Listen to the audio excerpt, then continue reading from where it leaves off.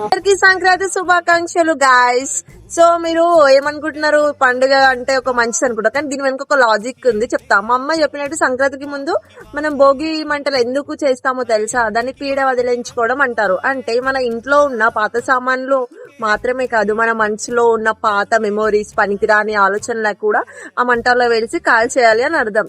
సైకాలజీలో దీన్నే మెంటల్ డిక్లటరింగ్ అంటారు. కొత్తది రావాలంటే పాతది పోవాలి కదా, అందుకే సంక్రాంతి కొత్త బట్టలు వేసుకుంటాం. దీన్ని ఎన్క్లాత్ కాగ్నిషన్ అంటారు. కొత్త బట్టలు మనలో కొత్త ఎనర్జీని ఇస్తాయి, కాన్ఫిడెన్స్, పాజిటివ్ ఎనర్జీని ఇస్తుంది. ఇది కేవలం సెంటిమెంట్ కాదు, మన ఎకనామీని బూస్ట్ చేసే ఒక బిజినెస్ సైకిల్ కూడా, ఎందుకంటే కొత్త బట్టలు ఉంటాం కదా. చివరగా పండగ వంటలు. ఈ చలికాలంలో మన బాడీకి ఇమ్యూనిటీ ఇచ్చేందుకే ఈ పిండి వంటలు. మన సాంప్రదాయాలు ఎంత సైన్స్ ఉంది. ఓకే నుంచి ఎవరైనా చూస్తురా బాబా? మరి దసరా కూడా వేసుకుంటారు, అప్పుడు ఎందుకు? సేమ్ అంతే, అది బట్టల షాపులను బతికేయనికి గాయస్.